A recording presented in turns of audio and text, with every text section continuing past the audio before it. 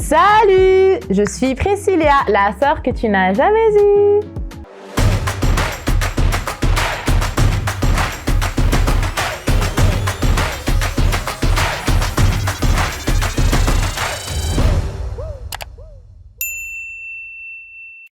Bonjour et bienvenue sur ma chaîne. Aujourd'hui, on se retrouve pour une nouvelle vidéo et on va parler bébé. Alors, je vais vous partager quelques petits conseils sur des achats bébés à faire. Moi, personnellement, je me souviens, lorsque j'ai découvert le sexe du bébé, je me disais quoi acheter, comment, nanana. Enfin, je me posais plein de questions et je suis partie sur YouTube pour justement essayer de me renseigner. Bon, j'avais pas trouvé grand-chose qui répondait vraiment à mes questions et du coup, je me dis pourquoi pas faire cette petite vidéo pour vous aider, vous qui attendez des enfants et qui, voilà, surtout si c'est la première fois. Avant de commencer la vidéo, n'oubliez pas de vous abonner, de liker, ça va me faire aussi plaisir, et de partager la vidéo pour une future maman. Premier achat indispensable pour moi lorsque vous attendez un enfant, c'est d'acheter un lit cododo ou un berceau. Le lit cododo est vraiment quelque chose de recommandé même par les sages-femmes, par les médecins, parce que en fait c'est un lit qui est petit par rapport à un berceau et que vous que vous accrochez directement à votre lit. Et ça, c'est hyper bien. Et ça, c'est quelque chose que nous, on a acheté parce que, vous voyez, quand bébé est dans le berceau, par exemple, bébé se réveille à 3 h du matin, tu dois te réveiller, tu quittes le lit, tu vas prendre le bébé, et puis tu reviens. Enfin bref, c'est fatigant. Alors qu'en fait, avec le lit cododo, bébé est juste là, tu dors, bébé pleure, tu le prends comme ça, tu le mets là, tu l'allaites et c'est bon. Enfin, vraiment, moi, je trouve que c'est une très belle invention, le lit cododo. Et je ne sais pas combien de sortes, en fait, il en existe. Mais moi, ce que nous, on avait acheté, c'était un lit cododo qui était jusque 10 kilos. Donc, bébé peut rester dessus jusque 10 kilos. Mais moi, personnellement, je vous avoue, notre fille, elle n'est pas restée, je crois qu'elle est restée là pendant 3 mois. 2 mois et demi, 3 mois, parce qu'en fait, ça devenait un peu petit pour elle. Et donc, voilà, elle était un peu à l'étroit. Et donc, voilà. On l'a utilisé pendant pas très longtemps. Mais moi, je sais qu'il y a des gens qui utilisent ça, voilà, jusqu'à 6 mois, 10 mois de bébé. Vraiment, c'est quelque chose qui est vraiment hyper bien pensé, surtout si bébé ne fait pas encore ses nuits. Et bien sûr aussi le berceau qui sera beaucoup plus résistant qu'un simple lit cododo. Et pour moi, vraiment, c'est des achats sur lesquels il faut vraiment pas dire non, parce que vous savez, il y a tout un marketing qui existe autour de la maternité, autour de la grossesse, et il y a tellement de choses qui sont inutiles. Et vraiment, il ne faut pas vous laisser avoir, parce qu'il y a des choses vraiment qui n'en valent pas la peine. Et moi, j'ai vraiment eu la grâce de ne pas tomber dans ce piège-là, d'acheter un peu tout et n'importe quoi qui ne me servira pas. J'ai vraiment été lucide pour le coup, hein, on ne va pas se mentir. J'ai été lucide pour le coup, pour ne pas acheter tout et n'importe quoi, mais vraiment acheter des choses qui étaient vraiment nécessaires. Ensuite, deuxième point, mais ça concerne les femmes qui veulent allaiter ou qui ont la possibilité d'allaiter, c'est vraiment d'acheter un tire-lait. Franchement, vous en aurez absolument besoin, et des coussinets d'allaitement aussi, vous en aurez besoin. Ah oui, il y a aussi une crème, et là, pour le coup, je vous conseille la crème de Lancino, si je me souviens très bien. C'est une crème en fait qui va vous aider à ne pas avoir des crevasses, parce que parfois lorsque bébé tète, ça crée des petites plaies en fait autour du téton, et ça fait très mal. Et justement, cette crème est hyper efficace et elle va vous aider justement à ne pas avoir de plaies tout autour de votre téton. Et en fait, il faut l'utiliser quand bébé termine de téter, vous mettez à chaque fois, et voilà, c'est pas dangereux non plus pour bébé, donc vous inquiétez pas. C'est une crème vraiment qui a été très très bien pensé. Si vous voulez allaiter, en tout cas, n'oubliez pas votre tire-lait. Vous me direz merci. Franchement, vous me direz merci parce que bébé, il y a des fois, il aura envie d'allaiter, mais vous serez fatigué. Alors que si vous avez tiré votre lait à l'avance, vous pourrez toujours être endormi et bébé pourra prendre du lait, votre lait en tout cas, lorsque vous serez endormi. En tout cas, c'est quelque chose à ne pas négliger. Et vous avez le choix entre soit le tire-lait manuel ou le tire-lait électrique. Alors là encore, il y a tellement de choix à faire qui existent. Pour ma part, moi, j'avais commencé avec un tire-lait manuel. C'est un peu chiant parce que c'est toi en fait qui dois tirer, donc tu dois faire à chaque fois le même mouvement pendant plus de 30 minutes. Ça donne un peu des crampes. Il y a aussi donc le lait électrique. En tout cas, moi, celui que j'avais, il était un tout petit peu douloureux. Et en fait, je ne l'ai pas acheté. Moi, ce que j'ai fait, c'est que je l'ai loué auprès de la mutuelle dans laquelle je suis. Donc, en fait, on te donne, bien sûr, donc le biberon avec, bon, je ne sais plus comment ça s'appelle, hein, mais le truc qui va te permettre de tirer, en fait. Mais le chargeur qui va avec, c'est ça, en fait, que tu loues. D'accord? Et ça coûtait 25 centimes le jour. Donc, au total, pour 3 mois, tu en as pour 25 €, un truc comme ça, quoi. Et si tu dépasses les 3 mois, en fait, tu vas payer encore la différence. Mais bon, c'était pas énormément non plus qu'on a dû payer. Donc ça, c'est une très bonne alternative parce que je sais qu'il y a des tire-laits qui sont très très chers. On peut très vite monter à 150 €, 190 € le tire-lait. Et je sais que c'est pas tout le monde qui peut se le permettre. Donc, vous pouvez toujours faire appel en fait à votre mutuelle, par exemple, il y a vraiment presque toutes les mutuelles proposent ça. Donc vraiment, n'hésitez pas et c'est généralement pas très cher, quoi. Ensuite, troisième chose indispensable dans vos achats pour bébé, ce sont les pyjamas et les bodys. Franchement, lorsque bébé vient de naître, ça ne sert à rien d'acheter des robes, des jeans, nanana. Franchement, vous pouvez acheter, je trouve que c'est simplement quelque chose qui fait plaisir aux parents, mais franchement, c'est pas si nécessaire que ça.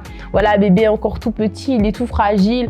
Privilégiez le confort de bébé et bébé est très confortable dans les pyjamas une pièce, dans un body et sur base aussi de la saison dans laquelle bébé va naître. Lorsque par exemple il naît en hiver, privilégiez des pyjamas en velours parce que ça va vraiment garder bébé bien au chaud. Mais si bébé est né en été, vous prenez du coton et voilà. Donc vraiment au niveau des vêtements de bébé, privilégiez les bodys et les pyjamas. Pour ma part, ce que moi j'avais fait, c'est que j'avais acheté, je me souviens, une quinzaine de bodys et une vingtaine de pyjamas.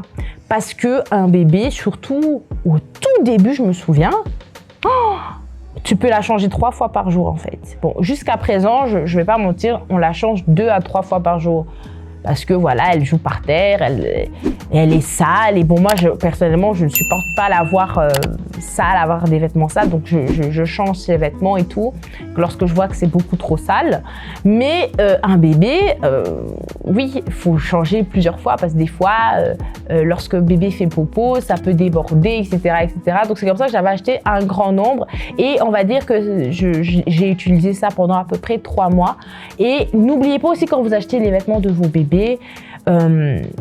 n'achetez pas, vraiment au tout début, n'achetez pas beaucoup de vêtements de 1 mois, 2 mois parce que les bébés grandissent vite.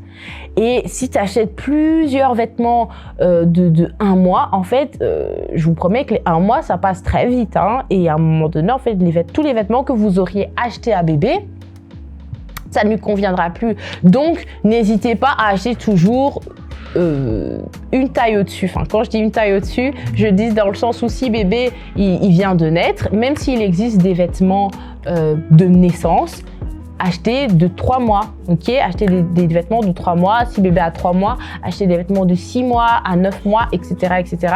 Et ça dépend aussi de comment votre enfant grandit. Il y a des enfants qui sont très grands. Moi, par exemple, ma fille, quand elle avait 3 mois, elle mettait des vêtements de 6 mois parce que c'est ça qui la convenait. Les vêtements de 3 mois, c'était trop petit pour elle. Donc, ça dépend vraiment d'un enfant à un autre. Il y a des enfants, les vêtements de 3 mois, ça convient à 3 mois. Donc, voilà, moi, ma fille, par exemple, elle a même pas encore 1 an, mais elle met déjà des vêtements de 18 mois. Et encore, les 18 mois en question, ça lui va tout pile, quoi. Donc voilà, ça dépend vraiment d'un enfant à un autre. Donc, retenez très bien ces points que je suis en train de vous dire parce qu'on ne s'en rend pas toujours compte lorsqu'on fait nos achats et nos shopping. On regarde beaucoup l'esthétique. Ah oui, ça c'est mignon, elle sera trop belle, il sera trop beau dans cette tenue. Mais regardez vraiment l'aspect pratique et aussi un truc aussi hyper pratique, privilégier les pyjamas qui ont des boutons à l'avant qu'à l'arrière. Parce que bon, quand bébé vient de naître, on n'a pas forcément envie de trop l'embêter, à le retourner pour lui donner, pour lui changer son pyjama, etc. Donc en fait, le plus facile, lorsque vous allez changer votre enfant, c'est qu'il ait un pyjama avec des boutons ou une tirette qui est juste devant, comme ça vous enlevez et c'est beaucoup plus facile même pour vous et vous n'aurez pas à embêter bébé. Donc je pense voilà, c'est un peu toutes les informations que je voulais donner par rapport aux vêtements et aussi ça sert à rien d'acheter une tonne de vêtements, ça ne sert à rien. Bébé grandit vite, achetez vraiment un nombre limité que vous allez laver régulièrement tous les 2-3 jours et tout. Et ça va aussi vous faciliter la tâche pour le linge, ok? Si vous achetez une cinquantaine de vêtements, mais même le linge aussi sera long et vous allez accumuler beaucoup de vêtements. Enfin, ce sera encore un grand travail que vous allez réaliser. Moi, déjà, avec les 20 body, les 15 body et les 20 pyjamas, c'était déjà quelque chose. Alors, si vous en avez plus, bon, voilà. C'est vous qui décidez de ce que vous voulez faire. Ensuite, quatrième conseil, siège bébé. Ça, c'est hyper important. C'est même obligatoire. Lorsque vous êtes véhiculé, il est obligatoire d'avoir un siège pour bébé. C'est extrêmement dangereux. Vous ne pouvez pas vous promener avec votre enfant dans la voiture sans siège bébé. Et j'aimerais aussi rajouter une balancelle. Mais attention par rapport à la balancelle, ce n'est peut-être pas si indispensable que ça parce que ça va vraiment dépendre de votre bébé. Il y a des enfants qui n'aiment pas la balancelle. Même si ça peut être vraiment un bon moyen pour l'enfant entre guillemets, se détacher de vous pour que lorsque vous avez envie de vous laver ou vous avez envie de faire quelque chose et vous n'avez pas envie de porter bébé tout le temps en fait, ça va vraiment être un moment de répit, de soulagement. Vous pourrez mettre bébé sur la balancelle, mais encore une fois, c'est bébé qui décide. Tu peux avoir une balancelle, peut-être bébé ne va pas aimer. Nous, on avait une balancelle. Au début, notre fille, elle aimait pas du tout. Mais à force de grandir, elle a aimé. Elle commence à rester dessus et tout. Mais je pense qu'elle a utilisé ça pendant 2-3 mois. Parce que aussi, les balancelles, comment dire, très vite, bébé grandit, très vite, bébé prend du poids et du coup, en fait, ça va pas convenir. Donc, vous allez peut-être utiliser ça pendant 3 mois, vous voyez. Donc, c'est vrai que c'est pas si indispensable que ça, mais ça peut quand même être utile. Donc, c'est pas hyper important, mais ça peut être utile quand même. Mais n'oubliez pas, le siège auto, c'est hyper important. C'est une obligation d'ailleurs, vous n'aurez pas le choix que d'acheter un siège auto pour bébé. Ensuite, le 5e point, bien sûr, les biberons. Là encore, je sais qu'il y a des enfants qui n'aiment pas les biberons, mais aujourd'hui, il y a des biberons qui sont de plus en plus sophistiqués et qui ressemblent de plus en plus aux tétons de la maman. Moi, par exemple, ce que j'ai utilisé pour ma fille, ce sont les biberons de avant. Franchement, très bien fait. Et ce sont aussi des biberons qui, comment dire, pas qui évitent, mais qui réduisent les chances de bébé d'avoir des coliques. Parce que oui, il y a certains biberons qui entraînent les coliques dans le sens où, vous voyez, quand vous êtes en train de donner à votre bébé le biberon, par exemple, il y a entre je sais pas trop, c'est un peu difficile pour moi d'expliquer, mais imaginez vous donnez le biberon à votre bébé. Le lait que vous êtes en train de lui donner, lorsque vous laissez un vide en fait dans ça peut ce courant d'air en fait qui va entre guillemets aspirer peut aussi causer les coliques en fait et voilà, bref. C'est un peu ça. Mais à l'heure actuelle, il y a beaucoup de biberons qui sont de plus en plus sophistiqués. Il y a aussi une tétine qui m'avait été conseillée. C'est de la marque... oh là là, c'est quoi le nom de la marque? Ça s'appelle un truc comme Emla ou un truc comme ça. En tout cas, si j'ai le nom exact, je l'écrirai. Mais ça encore, c'est aussi un très bon truc. Moi, personnellement, j'ai essayé ça, mais ma fille n'a pas aimé en fait cette tétine-là parce que il fallait vraiment fournir beaucoup d'efforts pour elle pour pouvoir tirer. Vous voyez, c'était pas genre juste comme les biberons, le bébé il suce et il prend du lait. Non, là, il fallait vraiment faire. Même moi, à un moment donné, j'avais essayé moi-même. Il faut vraiment fournir des efforts. Et ça, ma fille, en fait, elle avait pas apprécié. Donc, j'ai pas utilisé. Mais il y a des enfants qui aiment ça. Et ça, c'est encore une représentation bien meilleure du téton que le biberon avant, par exemple, que j'ai utilisé en fait pour ma fille. Et jusqu'à présent, en fait, j'utilise ce biberon-là. Je le trouve vraiment très bien pour elle. Et voilà. Ensuite, 6e achat que je trouve très, très, très important, c'est le porte-bébé. Oui, c'est super important, surtout quand vous faites en fait des balades, vous sortez avec votre enfant. C'est très bien parce que lorsque bébé vient de naître, c'est encore un nouveau-né, c'est très important ce contact-là peau à peau, ça rassure bébé et vraiment acheter un porte-bébé, même si ça fait mal au dos, hein, on va pas se mentir, surtout quand bébé commence à avoir 6 mois, 7 mois, ça fait mal au dos. Moi, je reconnais, on a utilisé notre porte-bébé que pendant 4 mois parce qu'en fait, personnellement, pour moi, elle devenait lourde. Et à chaque fois que je me promenais et que je l'avais sur moi, j'avais très mal au dos et tout et tout. Et aussi, ça peut être un très, très bon plan lorsque bébé n'a pas envie de vous lâcher et que vous faites le ménage, vous avez besoin un peu de faire autre chose et tout et tout. Ben, vous mettez bébé dans son porte-bébé, enfin, vous portez bébé en fait sur le porte-bébé. Et ça peut être une très, très bonne alternative. Ou bien, si vous êtes une Congolaise, une Africaine, vous mettez bébé au dos, vous prenez un pagne et c'est bon. Et moi, j'ai commencé à mettre ma fille au dos. Elle avait 5 mois, un truc comme ça, quand elle commençait déjà à marcher. Tout ça aussi, c'est un très bon truc. Et ça coûte pas très cher. Bon, il faudra juste acheter un pagne, mais voilà. Normalement, nos mères, elles ont des pagnes et tout. Vous prenez simplement le pagne de mamie, vous mettez et c'est bon, la solution est trouvée. Donc voilà, le porte-bébé, c'est quelque chose de très bien parce que bébé a besoin de ce contact-là, peau à peau, entre vous et lui. Vraiment, c'est hyper important. Donc ne négligez pas ça. Ensuite, 7e achat que je trouve indispensable, c'est la poussette. Mais là encore, ça dépend de là où vous vivez. Il y a des endroits où vous vivez, vous n'auriez vraiment pas besoin de la poussette. Mais lorsque vous êtes par exemple en Europe, la poussette est presque indispensable. Mais vraiment, vous ne pouvez pas vous passer de la poussette. Que ce soit pour faire des courses, pour faire du shopping, vous avez envie de faire une balade avec bébé, oui, vous pouvez utiliser le porte-bébé. Mais soyez fort aussi de porter bébé pendant 1 heure en train de marcher, ça peut être très fatigant. La poussette, vraiment l'une des meilleures inventions, surtout lorsque vous voyagez et que vous êtes dans l'aéroport et tout, avoir une poussette, c'est hyper pratique. Donc ça aussi, ne négligez pas. Ne négligez pas ça. Et l'avantage en fait avec les poussettes, c'est que ça dure pendant longtemps. Vous pouvez utiliser une poussette pour tous vos enfants. C'est pour ça, lorsque vous allez acheter votre poussette, privilégiez vraiment la qualité.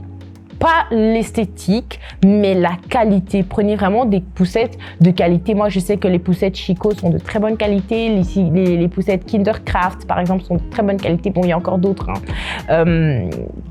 qui sont de très bonne qualité, mais prenez vraiment des poussettes de très bonne qualité pour vous permettre d'utiliser ça pendant 7 ans, 8 ans, le temps que vous terminez avec cette histoire de grossesse, etc.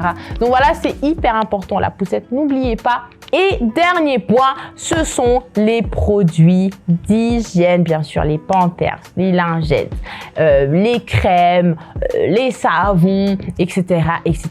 Là encore, c'est une question que je me suis beaucoup posée. Je me suis dit, mais qu'est-ce que je vais utiliser comme crème pour mon enfant? Alors là, je vais pas vous mentir, ça dépendra. Ça dépendra de comment sera votre enfant et ce sont des choses qu'on ne peut pas vraiment, anticiper.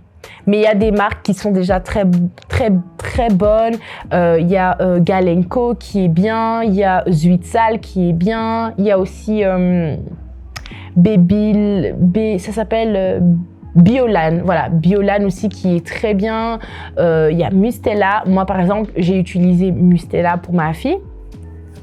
Au début, je me disais, bon, on va utiliser... Et ça sert à rien d'acheter des stocks et des stocks parce que vous connaissez pas encore la peau de votre bébé. Peut-être votre bébé a la peau sèche, peut-être que votre bébé a une peau très sensible et tout. Donc, il faut pas faire des gros achats au niveau des produits hygiéniques. Ce que vous pouvez faire, c'est acheter une crème, un savon et tout comme test et voir en fait si ça va convenir à la peau de votre bébé. Et c'est ce qu'on avait fait en fait, parce que moi j'ai acheté Mustela pour notre fille et franchement c'est quelque chose qui ça lui va bien, sa peau est parfaite, aucun souci et tout. Et ça c'est vous qui allez découvrir, donc je peux pas forcément dire ah oui il faut absolument acheter ça, il faut acheter ceci. Non, je peux pas vous dire ça, c'est vous qui allez découvrir en fait lorsque vous aurez votre enfant. Et aussi par rapport aux Pampers, si je peux vous donner une petite astuce parce que c'est quelque chose qui va beaucoup vous coûter. Les plus grosses dépenses d'un enfant surtout, voilà, c'est les Pampers, le lait.